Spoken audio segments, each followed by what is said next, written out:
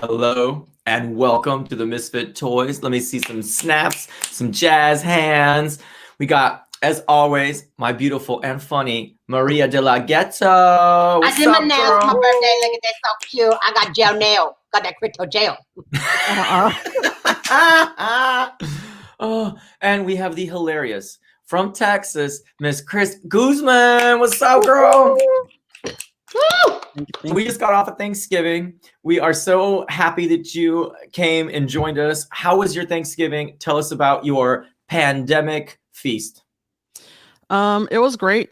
It was just immediate family, my wife, my brother, his partner, and 6, 7 nieces and nephews. And then after that, I did a new show, a new venue, and we had a Thanksgiving show there, and it was a girls show, all girls, claws out comedy. And it was pretty nice because it had like, what do you call it? The columns from church, like the benches that you sit in. Oh, the pews? Yes, Pew, there pew, you go. pew, I was pew, trying to think of the name. So I haven't been to church in years, and I'm like, look at me on Thanksgiving during a pandemic. You know, it was pretty cool. That's so cool. So Yeah. you did a show like for like the general public? Yes, we advertised it, but it was kind of like a soft opening. It wasn't going to open until the following week. Oh, okay. So it wasn't as packed, which was good. I just want to say hi to Ray. What's up, Ray? All the way from Wales. He's tuning in. What's up? What's up? We love Ray. So Chris, tell us, how did you get into comedy? What was the inciting incident, so to speak? Well, I've always loved comedy. Like, I've watched comedy since I was young. Kings of comedy, queens of comedy, you know, that's all me. But I've never tried it. Always scared, always had to make money. Kind of like people that go to college. You get a good job, you end up quitting college because you're making good money. My sister passed away about 11 years ago, and she left 3 little boys. And she told me to make sure the oldest, all of them would go to college. And the oldest would tell her when she was alive, he didn't want to go. He wanted to go military. He didn't want to go to school. And so when she passed, I was like, look, you got to try. And if it's not for you, you can always change and do something else, but at least you tried. And he said, well, if it's not too late, then what would you do? What would you change? And I'm like, I'd be a comedian. And he's like, well, then you do it and I'll do it. And that's what happened. Oh my God, that's so sweet. Yeah. Sweet. So did he actually go to college then? Yes, he actually, he's doing a 2-year program in high school. So he transferred and he only got to do 2 years at St. Mary's in San Antonio. Yeah. So he's on his 2nd year. Yeah. I love it. I love it. So you're such a good Thea. Hope so. So what was the first?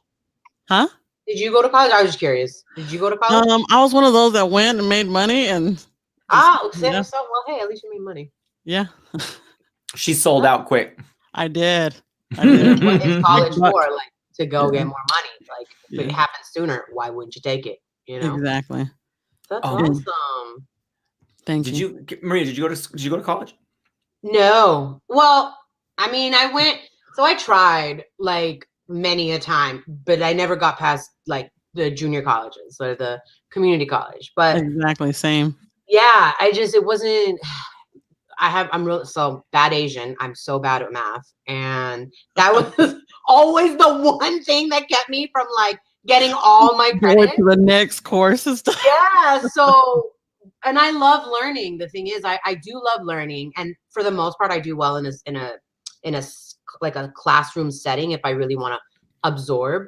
But yeah, no, I don't think it was for me. And then like looking back now and seeing like the college experience, I'm like, sharing a bathroom with like 10 people and like a bunch of like privileged kids around me. I'm cool, bro.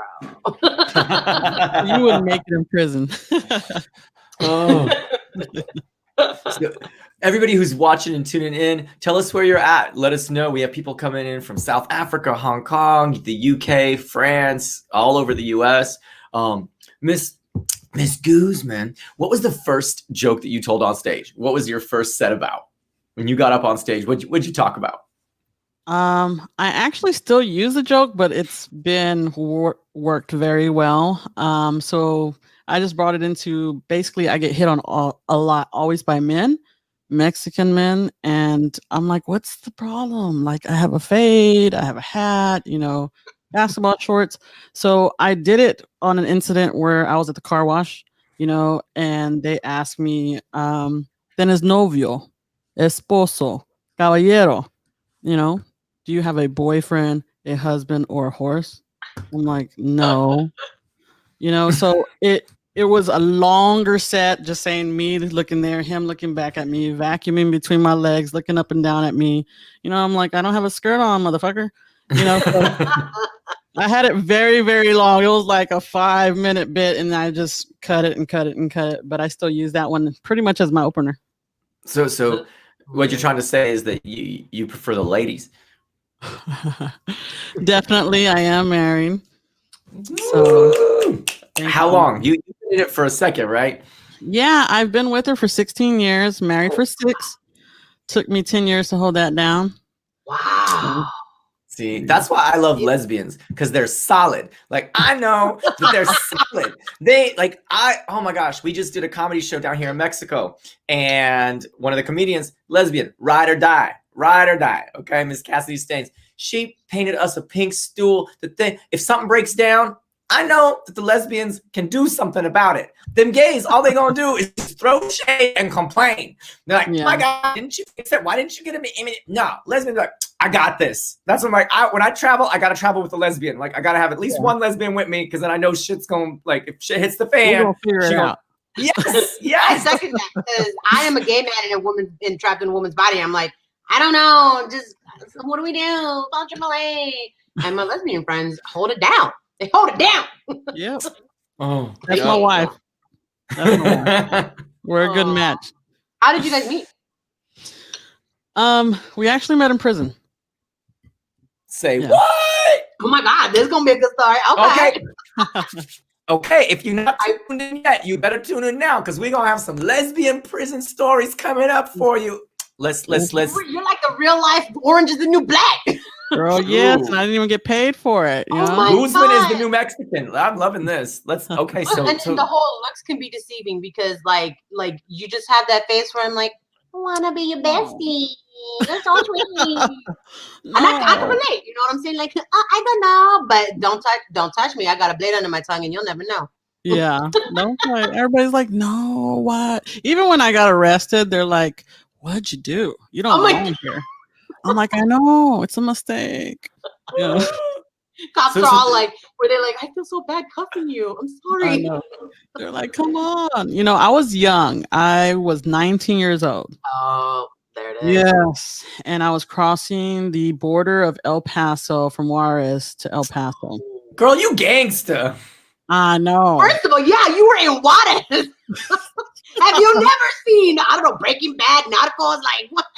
Hey, this was back then, and I didn't know, I'm always about trying to make $1, and this was a lot of dollars. So I was just trying to go straight to the source, and Cut out the middleman. She's a businesswoman. Yeah, you are. Dang. I'm like, if you get it in Dallas and then you transport it north, you bought it in Dallas for about $200 to $300. If you go to Mexico back then, you would get 2 pounds for $76. Whoa. Yes. So I'm like, well, let me go and $76 for 2 pounds and still take it north to make $1,000 per pound. I'm like, the math just makes sense. I know. I'm not sure if you calculate the math. I know you said you're bad at math, but are you keeping up? That's how much money we're looking at. Oh, I can only calculate crab legs per pound and how much money I'm spending. Like that's it. That's the only math I know. Well, that's good. As long as you know what you're spending, right? So yeah, I was crossing the border and I had 217 pounds, I believe, of marijuana in the gas tank. And wow. Wait, how does the car run with the pot in the tank? I know. And first of all, I'm like, okay, so the gas tank reads wrong. You don't know when you're going to run out of gas. So it was very dangerous and stupid of me. I know that now. I do, know. But yeah, FBI got me and everything. Huh? They caught you at the border? Like, did they do the check and like? They did the check. They put the dogs on me. Mhm. So apparently somebody snitched to let a bigger load come through. Yeah. Snitches get stitches. What's up with that? I know. And I found this out later because I was in prison, and there's this girl sitting down, from the bench from me, and she's talking about how she was the first one popped from the Juarez to El Paso border, and she made the newspaper and all this, and she said she was supposed to go during Christmas, but she called in sick. You see, I wasn't supposed to drive the car. I was only supposed to pay for it, meet the connect, meet on the other side. His girl was going to drive it. And when she called in sick, I'm like, forget it. I need to go home for Christmas. Give me the keys. I'll drive it. She was the driver, and she was sitting next to me in prison. I was so mad to her. I was like, because of you calling in sick, I'm here, Well, then she messed up. How did she get up in there then? She called in because sick. they were on to the guy that had the cars and stuff that you're buying them from. And so people were snitching, and so that's what happened. So they snitched on me, put me through the X-ray machine. Next thing you know, I'm just blank, hands down and waiting there calling my parents, Oh my God. You so gangster, Chris. I mean, I was. Now I can't do nothing, My best friend brings gummies and stuff from California. I'm like, can you take these for me? Because I don't blame you one bit. I'm not going down today. Yeah. Hey. That's what happened. That was the crime. And then I went to prison and met my wife on Valentine's Day, actually. Actually, it was the day before Valentine's, which was my birthday. And then on Valentine's is when we started talking. So cute. Wow. Yeah. You're a Pisces. I'm an Aquarius. Oh, an Aquarius. Oh, okay. Oh, you're right. Valentine's Day. That's right.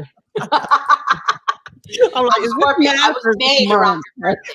I was made around your birthday, so I'm a Scorpio, so I'm just a petty bitch. But Aquarius. Oh, so you're just weird.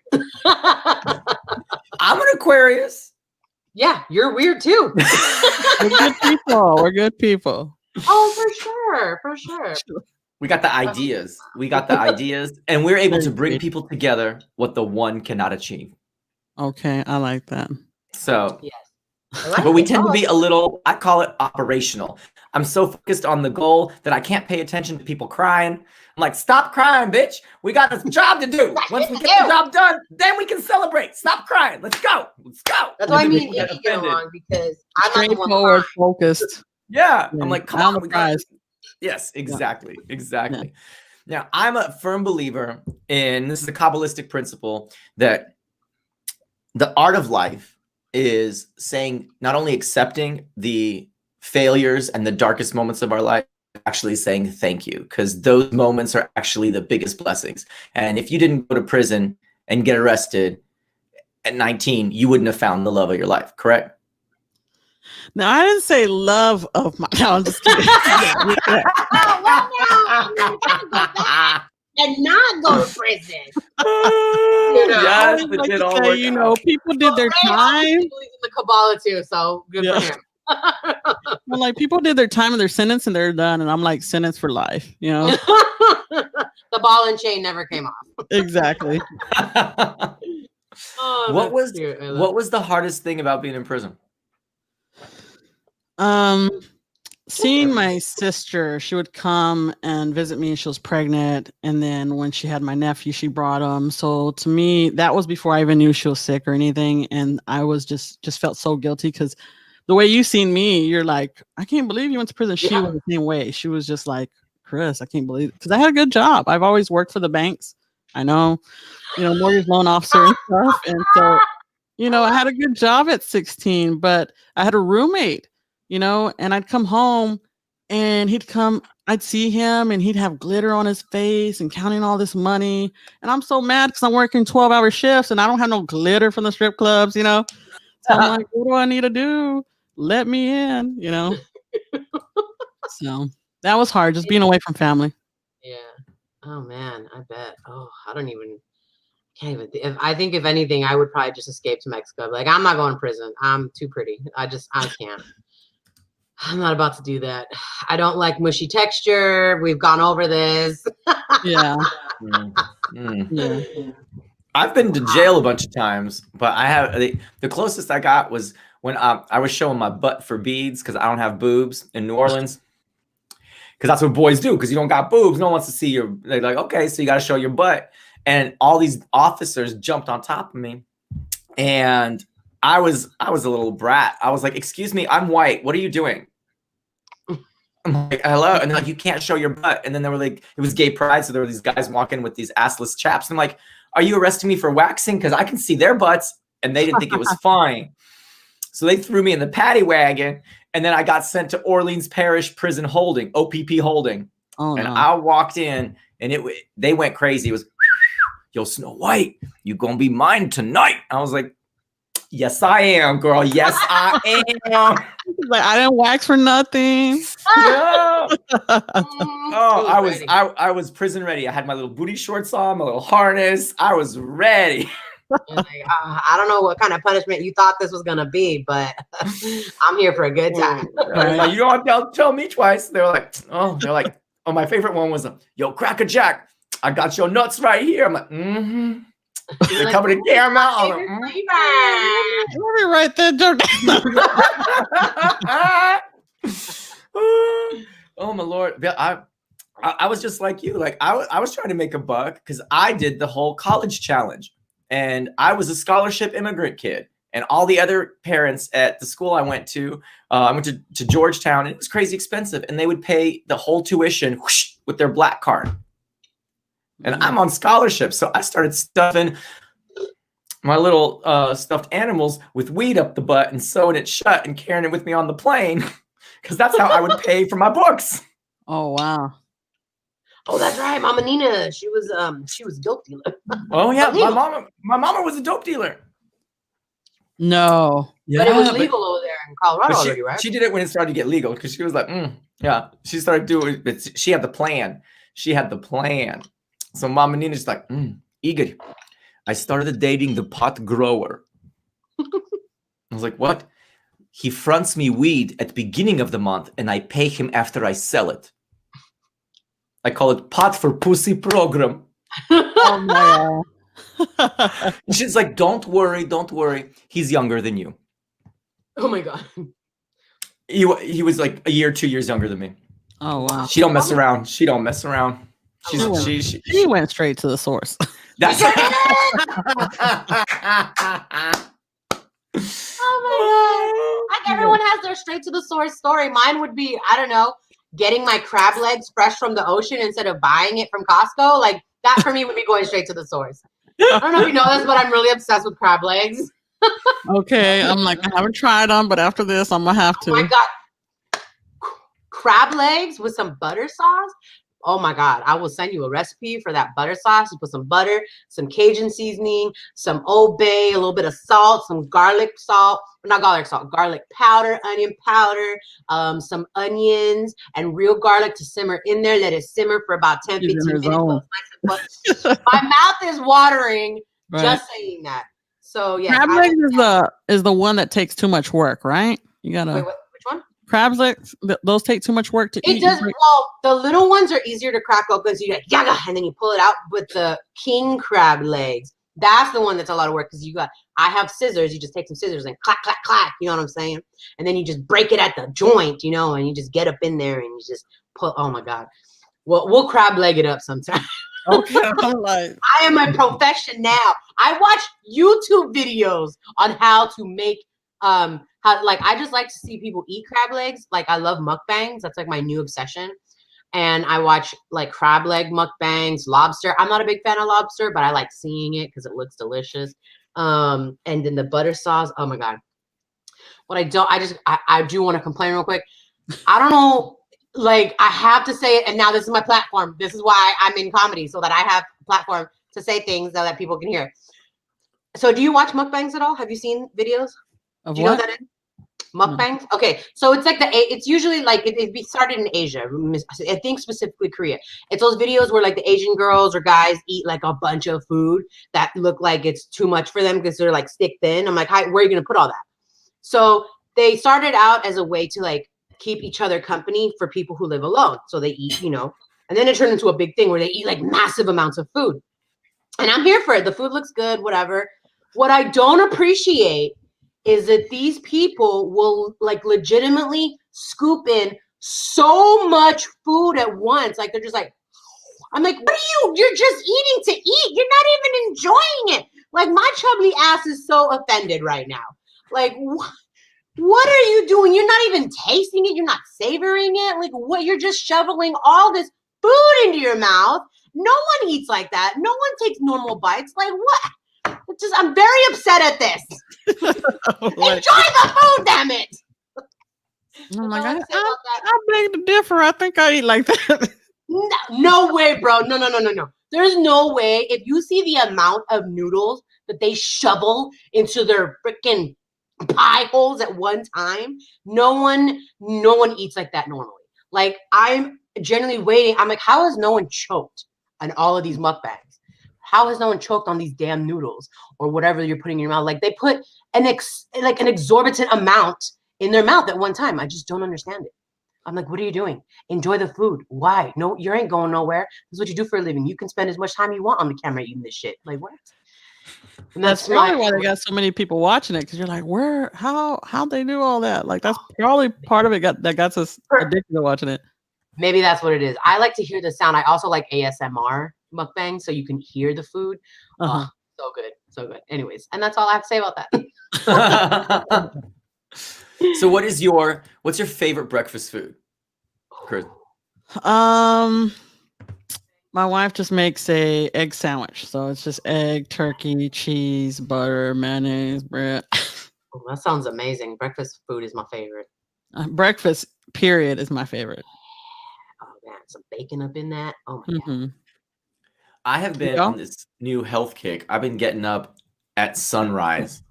Wow. And I know. And I've been making these juices like watermelon juice, celery juice, carrot juice. Like I'm doing all this. I'm like, with or without vodka in it? Okay. I stopped drinking. Oh, what? Hold up, y'all. Hold on. I just need to take a moment here. We need to acknowledge this. We need to talk about this real quick. Like, when did you? Wow, like 2 weeks ago. Like 2 weeks ago. Like I started just to like I got a little just too deep. I mean, I'll drink again. It's not like I'm gonna. Like, it will happen. No. I mean, I have a Ukrainian family. Like vodka pulses through. Like this is all vodka. Like this is all. But I just started to turn into like a COVID pickle. I was just like it just. Like I knew, like I was trying to draw blood, and it was nothing. It was just it's vodka. You have blood type vodka here. Like I'm like I don't like it's bad when you put the bottles at the bottom of the trash can because you don't want no one to know. Because I'm like sitting there, I'm like kind of like doing Tetris with the bottles, and they're like hiding them in the trash and the thing, and I'm like, this is not normal. You should not be going through like a case. A day. Right. It's just like I was like, I used to drink like one of those big Grey Gooses, a month. Then it started turning in COVID. It was like a week.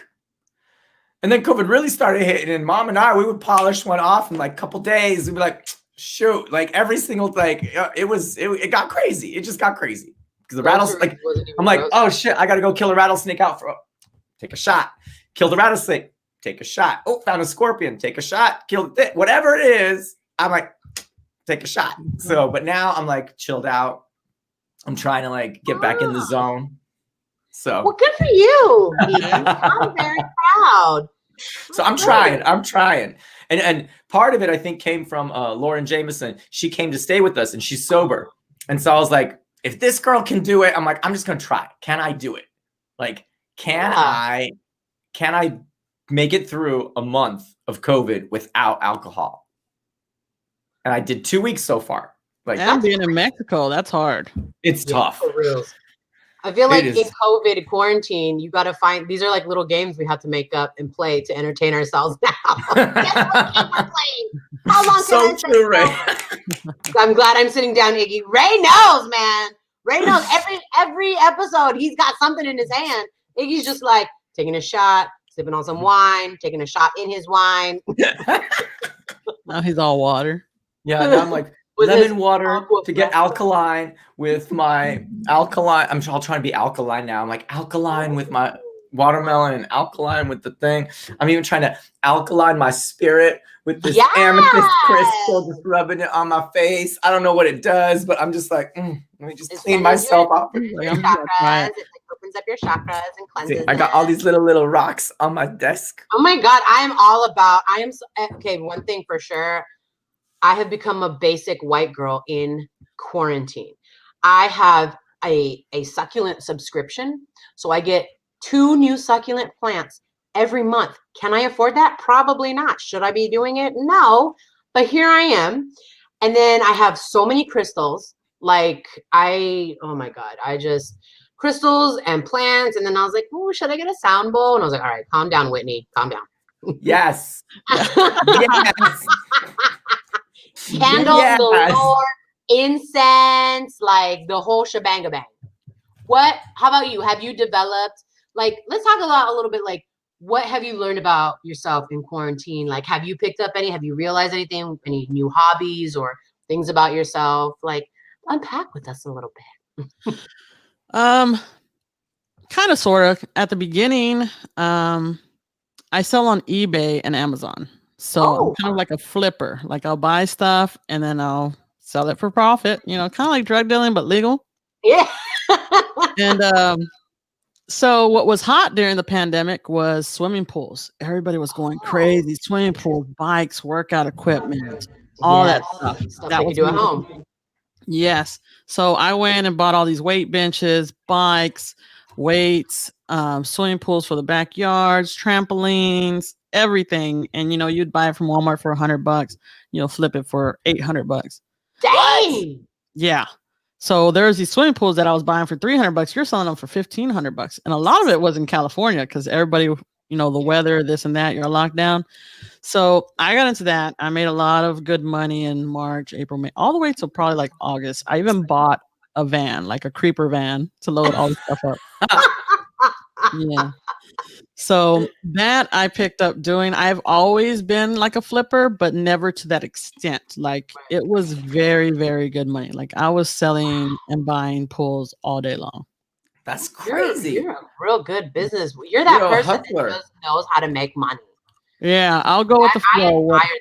Yeah, whatever the times are, whatever is going on, there I am. Like right now, PS5s, Xbox, I'm on it. Oh, you do that too. Dang. I feel bad for people though. I'm like, whatever, man. You know what? Just sell it to rich white kids and I won't feel so bad. Yeah, I mean, I'm not that bad. Like my wife felt bad because, at the beginning I'm like, look, we need to jump on this Lysol and these face masks. She's like, that's just wrong. You got to stop at some point. I'm like, okay. But when you're looking for a mask, don't come for me. I feel like maybe, and this is so funny. It's kind of like, where do you have a conscience? Where do I feel like that stuff, I wouldn't so much. I'd be like, okay, you know what? If someone needs it, whatever, like don't, because did you hear about like someone was doing that on Amazon, some white dude, and he was like, he had stockpiles in his garage. And he tried to sell it for like a G for this or whatever. And then the police raided his stuff. I was like, nah, you can't do that, because it's a health thing. I think in that respect, that's messed up, So they forced him to either sell it for cheap or just give it away or say like they wouldn't let him make any money off of it. Yeah. I think he had to sell it at the regular price. You know what I mean? Just to get his funds back. Yeah. But like stuff like the PS5 and things like that, like, like it's not necessary. They're going to keep making more. You can wait a little bit once it comes, you know what I mean? So do you, boo? No, like for me, I was such a klepto at like when I was a kid growing, like I was like Disneyland. We won't even mention that. But they have I don't even feel bad about that. But I remember going to Ocean Beach over here in San Diego, and it's called The Black. There's a store. It's like a head shop. And then right next door was called the Black Bead. And I'm a little klepto. I'm like, I'll snatch and stuff. But it was there that I became like, oh, because they had at the Black Bead, they had beads. And I bought all of my beads. I didn't steal anything because they said, this is an honor system. You know, if you steal, blah, blah, blah, but it's bad karma. And when I read that, I was like, oh. And then over the years, I'm like, I never stole from like mom and pop shops or, you know, farm, like, you know what I mean? Like if it's just like directly, if it's a big business, I think everyone needs to steal from Walmart and Target. Like they have a budget for that, for you to steal. Okay.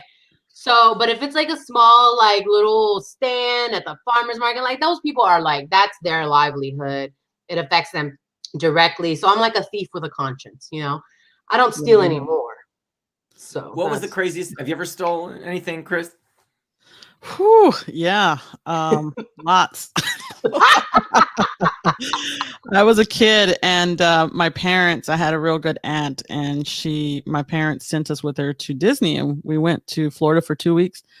And my parents gave her the Amex, anything we wanted, and we went shopping at Disney, and my brother and sister are steady. They saw me stealing, so they're steady giving me stuff to steal for them and their boyfriends and girlfriends and stuff. And then walking out, here I go. They get me.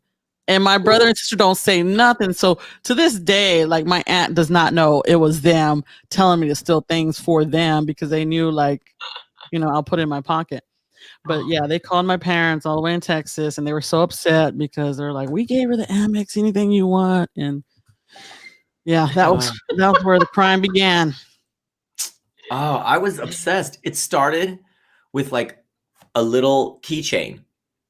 And I got so high off of stealing a little keychain from Brookstone.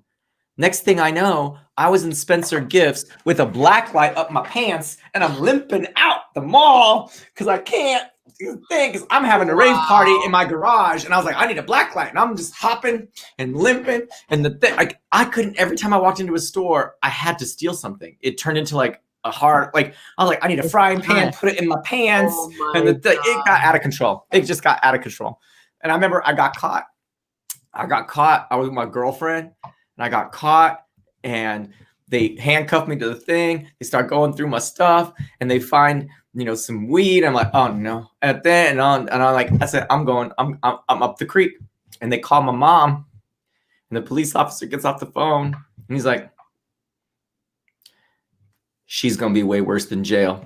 And they just unlock the handcuffs. Oh my God. They're like, there's nothing we can do that's gonna be worse than what that Mama Nina's gonna do to you when you get home. They just let me go. And was it worse? What'd she do?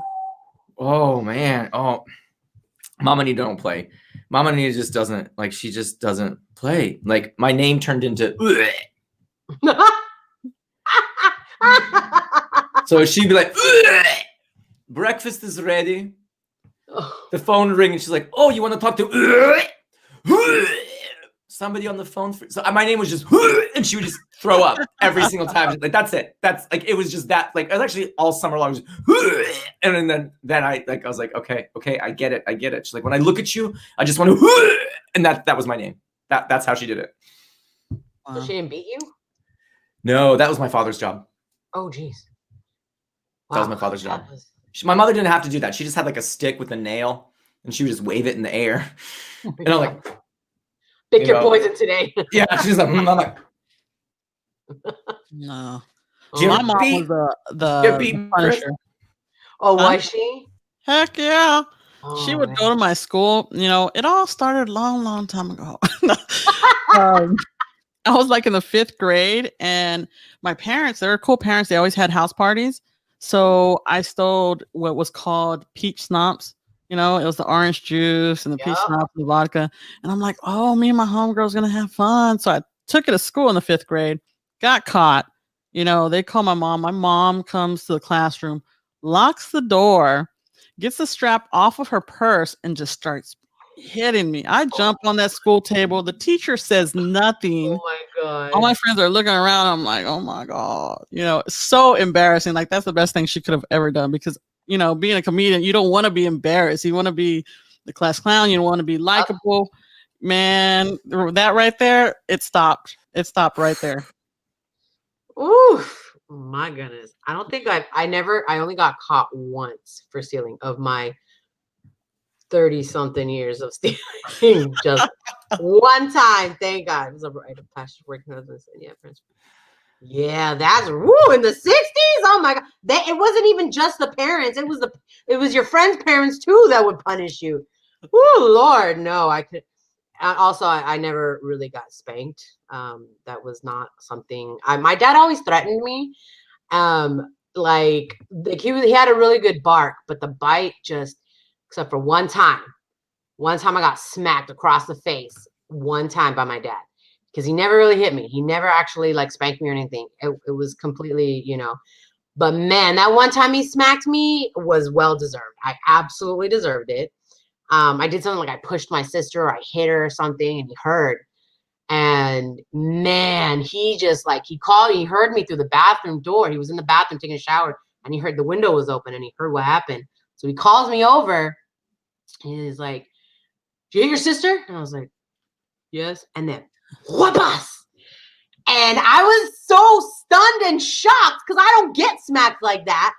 And I was just like, and that one tear just coming down my face betrayed me. I was so mad. I was like, oh, and it betrayed me. I was like, how dare you? Oh no, we lost Iggy. The internet probably went out, but he'll be back. But oh man, that was the one time. Whew, that was something else. Nothing like getting hit. Oh my God. When mama did that, we need it. Honestly, I'm not big on like some of that punishment. Like my dad grew up like that. Like his dad would whoop his ass, my grandpa, and he was that machista, like macho, like Latino, you know what I mean? And he used to do that to my dad, and I think that's why my dad never really did that to me, because he's like, nah, that's not necessary. Yeah. Probably helps that I was a girl or am a girl. Yeah. That I was a girl. I know. I'm like, no, I'm still a girl, but what I'm saying is back then.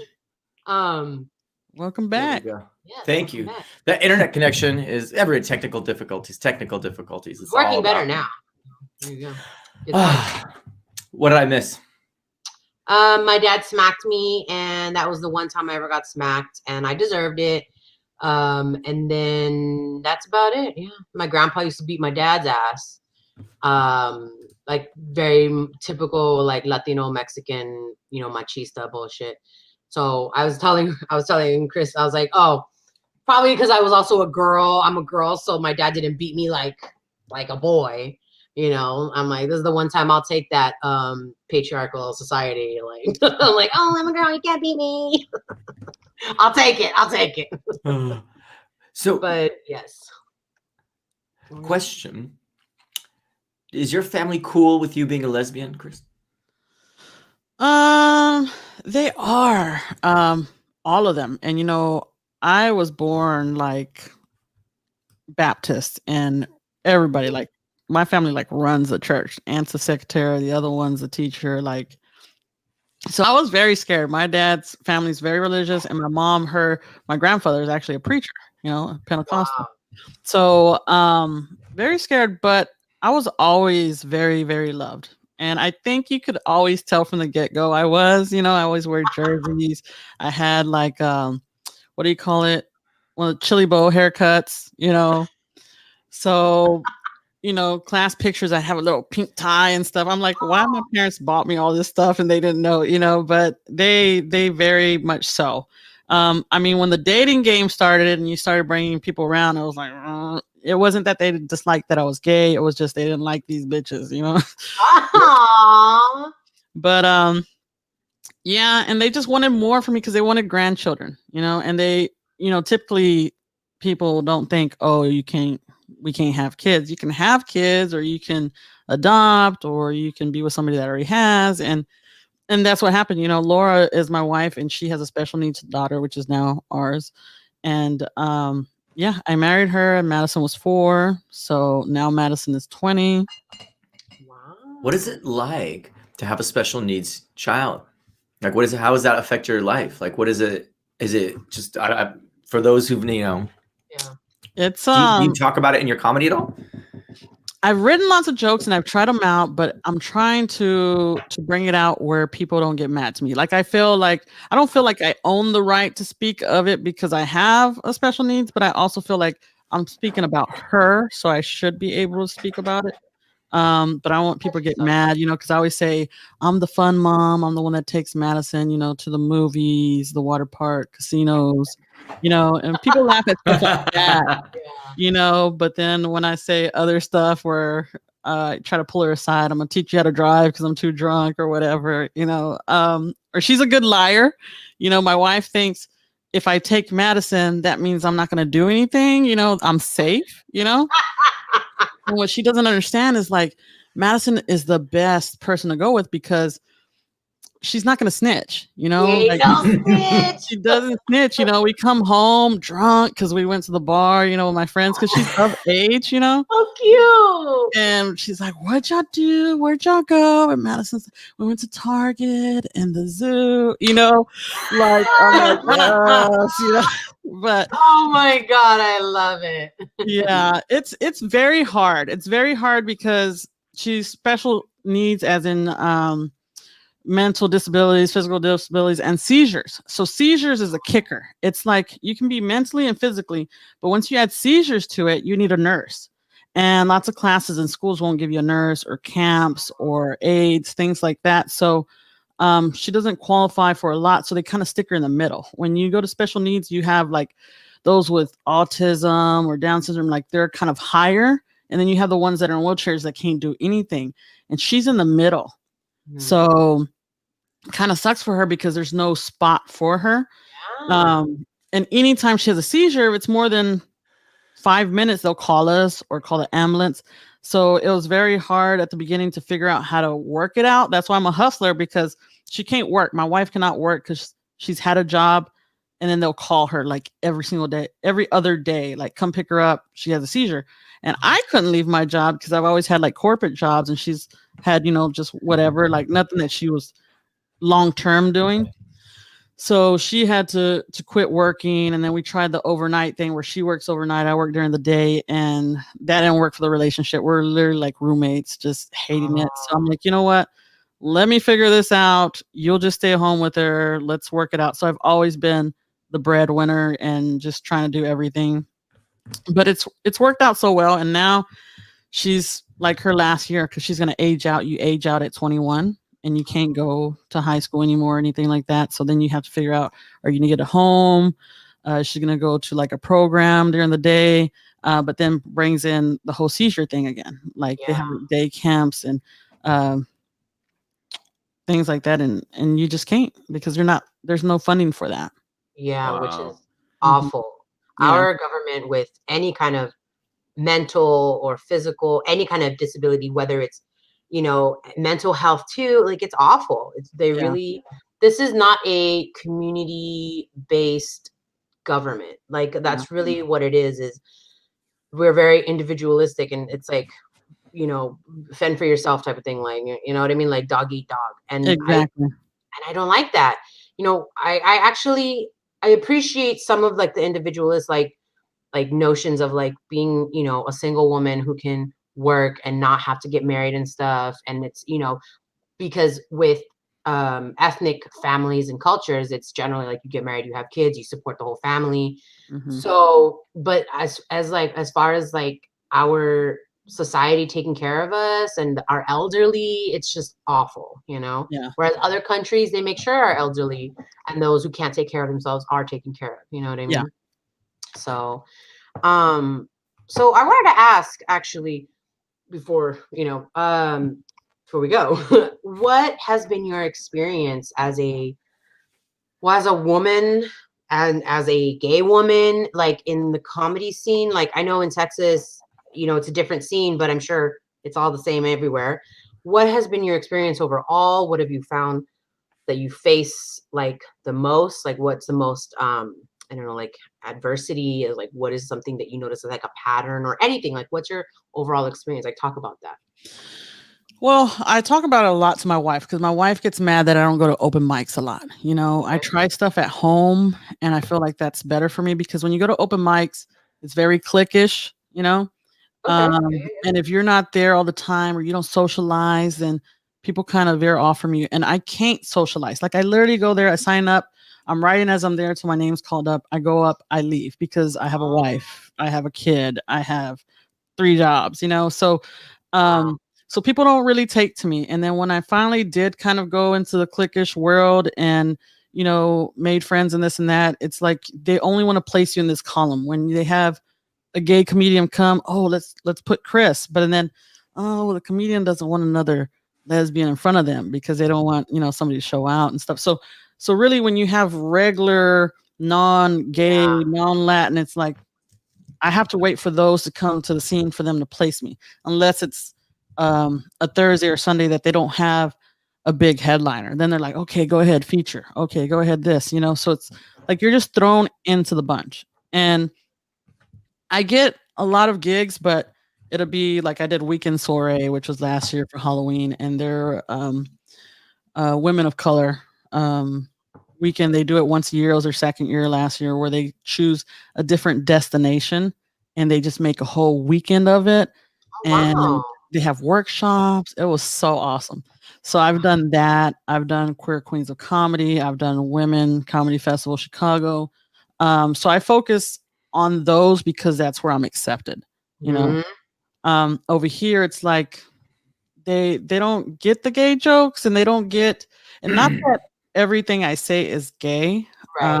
A lot of it's about being married, a lot of it's how my dad takes on it and things like that, but they just kind of square you off there, and I Yeah. don't like that. I kind of feel like I don't try to make my jokes technical. I try to make them where everybody can understand them and like them. Same. You Yeah, know, absolutely. it's Because you get a about wider me. audience. Yeah, Absolutely. you So know, so I don't like that. if there was something that you would tell all the male comics that you go up with in Texas, what would you tell them, Miss Chris? I mean, I'll tell them to go suck it. No. Right? Well, I Why mean, that's not? what I wish I you mean, would do. I'm a person too. So, you know, just give me a shot, try it out. And if they don't take, jokes are jokes, funny is funny, right? Everybody says funny is funny.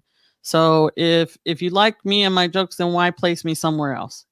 Try me. Because they're threatened. That's honestly, that's what I've learned is when you are showing, if you show them up, if you're funnier than these, cis hetero white men that are the majority of the people running the shows and running, they bring their bros in, they don't like it. They don't like when someone's funnier than them. And let me tell you, 99% of them are not that funny. All these comedians, big time comedians, yeah, like they were the one funny out of like millions, but like they get threatened so easily, and I've noticed that here in the San Diego community, I hear nothing but those kind of stories. And I just it's and because and I've learned that our comedy, because we're women and we talk about like stuff, specific to or whatever, it's called alt comedy. I think that's Mhm. bullshit. Like, Yeah. what do you mean alt comedy? Because we're talking about real life things and not stupid shit like grilled cheese sandwiches that white boys. I always like. If I don't know. I'm not even kidding. I heard a joke about a grilled cheese, or what was trying to be a joke at one of those mics in LA, because I was living in LA and I bounced back and forth between LA and San Diego. And yeah, like the jokes that these fools try to come up with, I'm like, really? How are you a writer on freaking the day, Mhm. the whatever show, like get out of here. It's because they have that hookup, and you're, because you can't, networking is a huge part of It the is. comedy business It for is. sure. So I understand, but it's shitty that they get all clicky like that. Even me, I network, but I have to work hard. Like I have to like really turn on my game because those fools like get clicky with each other, and I'm a fat brown girl in a sea of like a bunch of white dudes, Yeah. the token black guy, and maybe the one Asian, Yeah. So Yeah. I feel you. I feel you, girl. Yeah. And I mean, you're asking about being gay, a woman, lesbian. Hey, Mhm. even looking like this period, if I was a lipstick lesbian or a hot girl, like, and I'm not putting Oh, myself down. I'm just saying, I, like, I, they're I gonna think throw I you think up you're there. I think you're I know sexy, Miss exactly what you're Guzman. talking about. I think you're very sexy, Miss Guzman. So I don't know. I think you're quite sexy. I would invite you up on my stage any day. Thank you so much. Well, that's the one thing that I have liked what you said so far, Cletus. Damn. Okay, I giving a like you, compliment. Miss Guzman. She got that smile and them cheeks that just melt my heart. I mean, look at. I'm like, whoo, my heart is stopping. Stop. But you are right about the lipstick Leslie thing because of hot girl. Like those are the ones that I see in those cliques because they're hot and they want to be around this girl because they know they never have a chance in real life. And then you know what I mean? Yeah. Sue Perkins, and she's bringing on the least interesting part of who she is and so works against being pigeonholed. Huh. Sue Perkins. Oh, Sue Perkins on the Great British, was it baking show? I love that damn show. Her and cooking. It's so comforting. Oh my God. They're so nice. They're just so much nicer. You compare to their cooking shows to ours, and we're like, you're trash. Oh my God, Cletus is becoming woke. We're finally getting through. Okay, We're Cletus. finally getting through to Cletus. Do you talk a lot about like what percentage of your comedy refers to your sexuality? Would you say it's half, 90, 10? Or is it like Ellen where she just like looks at it, glances, and just keeps on walking, pretends it's not there? No. It's anywhere from 40 to 60% of my jokes. And it's not necessarily saying, hey, I'm this way. It's just saying the difference between you guys, or hey, one of my jokes is like, straight guys, you guys so hard, you get caught cheating so easily, you get caught on Tinder, some of you grinder, you send dick pics. We don't do that. We don't send tongue pics or finger pics, we don't do that. I just compare it, and just say how, we can't get caught like you guys. We can't have another kid from another woman. We can't get you pregnant. Just because, so when I do straight shows or shows for everybody, they're understanding. They're like, you know what, you're right. I might try that. I don't know. So just try to bring it to their attention. So it's nothing ugly like saying, gay rights and, marriage and equality. Like, you're already thinking and you already picked a side. I'm just trying to make us laugh about things and the differences, Yeah. But do you think it's easier to be accepted as a lesbian than it is as a gay man? Like if you were a boy in your family and you came out as a gay boy, would your family, do you think they would have been as open and as accepting? No. That's a different ballgame. Yeah. My best friend. Break that down for me. Why is that? Why is it that, what is it that makes it like, what? I don't know. My best friend, he's a gay man and he came out at the age of 28 and he's going to be 36 in a few weeks. His dad went to my wedding. His dad's like, Mija, I love you. I'm so happy for you. But he won't talk to him because he came out type stuff. Wow. And he doesn't talk about it. And part of it is, I don't want this for him. The world is ugly. There's AIDS, there's this, there's that, and they're going to be ugly to you. Well, tell him that. That's kind of heartwarming words, like saying, look, I just don't like what they're going to do to you versus I don't like you being this way, Right. I mean, it's probably a little bit of both, yeah, and it's a lot of disappointment and stuff. It's funny because we're best friends and we've been best friends. We grew up in the church and we're best friends and both our parents thought we were going to end up together. Oh my gosh, how cute. You're married already for sure. Yeah. We're like, just get married, have kids, and we're looking at each other like, oh, that's not going to happen. That's adorable. Yeah, I think it really, I can tell you, machismo. Machista, like machismo. If you translate it into English, is toxic masculinity. That's literally what it's such a deep, which is so funny. Masculinity and that machismo way of life is so deeply rooted in our community, in all Latino community, that which boggles my mind because Latinos are known for being so emotional. Yeah. Like Vicente Fernandez would not have gotten so big if it wasn't for all the Latino men singing him when they were drunk. Volver, volver, and it's always a song about heartbreak. You know what I mean? So it's just like, why do you hide that? They're like, don't cry, don't be emotional. But y'all are real emotional. All that suppression, Bible claims men laying with men is an abomination, but is silent on women with women. Well, it's a patriarchal thing. I mean, of course, a straight man wants to see two women together because whatever it's hot. But yeah, like, but with as far as the like that masculine, like toxic masculinity in Latino culture, it's very like it is just so deeply rooted and ingrained. Yeah. It's gonna Like, take generations. I gotta play on the DL when I'm down here in Mexico. I'm not surprised, like, 'cause they're not that. My workers, I'm like, I have to like bro it out, like, you know, and bring Cletus out. For real. No, because I'm just like, so we had these vets come down here, and they we host racers for the Baja 1000 and 5000 all the time, and we hosted these combat veterans down here at the property, and multiple years.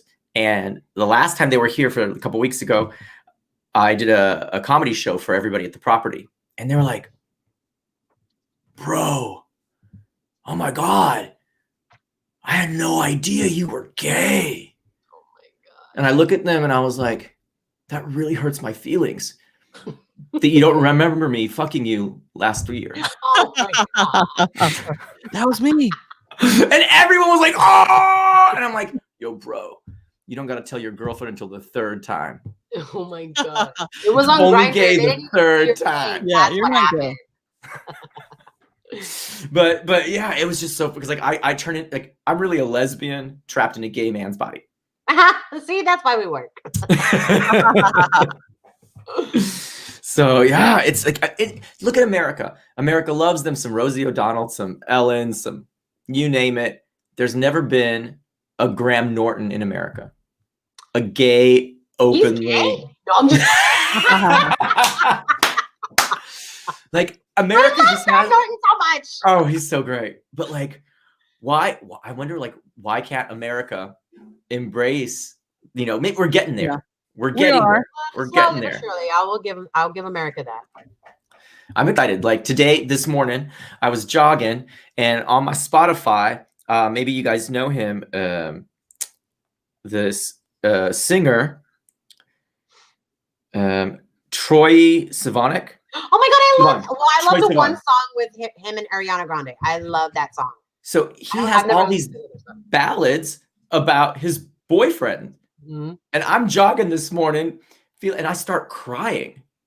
Oh. I'm like, because I've never heard gay a pop song about two guys. Nice. Yeah. That's And true. I've never heard a pop song. And here's this kid. And I'm like, it hit me how far we've come as a people we can have a pop song that's on all the channels, Spotify. And Relatable. it's this kid that's just singing about falling in love with another kid. And I just start bawling. My German Shepherd's looking at me like, "You bitch." He's over here teasing you like, "Why are you so gay right now?" Yeah. It's so true. He's like, I'm a fucking German You're like, Shepherd. Tighten up. She's just run, dang. So But no, before we go, that's actually very true. Oh, I want to ask you, please. What does the word success mean to you? Ooh. Oh, that's a good one. I had a different version of it before when I started comedy, because my wife's like, "When do you consider yourself successful?" And I said, "Hey, when I make it to TV, then I made it in comedy." But no, to me, I enjoy doing it. And, they say a lot of us comedians are dark. We're depressed. We're this and that. I don't know if it's true, but I feel like when I'm on that stage, I love that people could laugh for that one moment. They could forget about whatever it is they're going through. And, after you get off the stage, some people will come to you saying, "Hey, I needed that laugh. I have cancer. I'm sorry. My sister, this, that." It's relatable. So success to me is being Latinx, being LGBT, just bringing us all at one, all together for that moment to laugh together, to enjoy it together. There's no teams, there's no sections, there's not this, there's not that. Just like the party, we just went through the whole political thing. It's just let us be one for once. And to me, that's success, is just being a part of that for that moment, for that crowd. I love it. I love it. I love it. I think that will take us out. That was beautiful. Thank you Yes. so much, Chris you so Guzman, Maria De La much. Ghetto. This was amazing. I feel so good. I'm ready to conquer this holiday season now. I'm ready. I am ready. This Jew has his little Santa bag. I'm in the zone. You got me in the zone, girl. My heart is melting. I love it. I love it. Thank you so much. Magic You're Snack. amazing, Much Chris. love. Thank you so Ray, much. thank you so much for always tuning in and supporting us. Yes. We'll see you guys next week. Same time, same channel. Ciao. All right. Awesome. Thank you. Bye-bye.